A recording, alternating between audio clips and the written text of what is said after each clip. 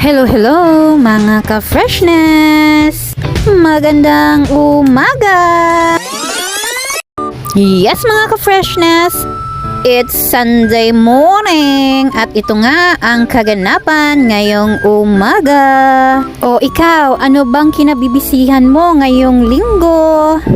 Busy ba ang all? Or family bonding ba ang all? Yes na yes mga ka-freshness, wag natin kakalimutan ang magkaroon ng family time. Syempre, yan yung sinasabi nila, mag-recharge ka every weekend. Syempre, mag-recharge kasama ang pamilya. Yes na yes mga ka-freshness, ito na yung sinasabing sulitin ang bonding.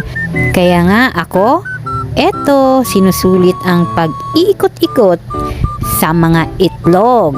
Simpleng pamumuhay nga, ika nga nila.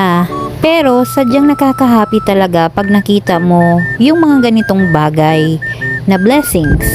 Yes mga ka-freshness, blessing naman talaga ang magkaroon ng ganito kadaming itlog.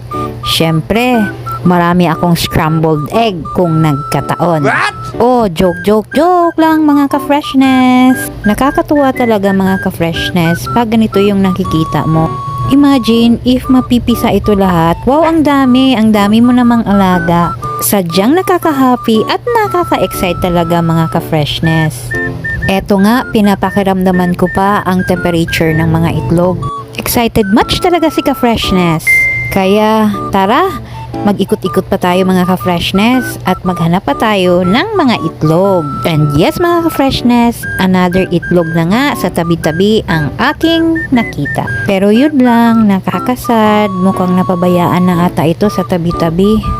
Kaya eto nga, nag-decide na ako na kunin na lang paisa-isa ang itlog. Hi! May mauulam na naman ako na scrambled egg. Isa-isa ko nga kinuha ang mga itlog dito sa tabi-tabi at mukhang malamig na talaga siya. Hindi na talaga binalikan ng nanay. Mukhang nabasa pa nga ito ng ulan. Sayang naman.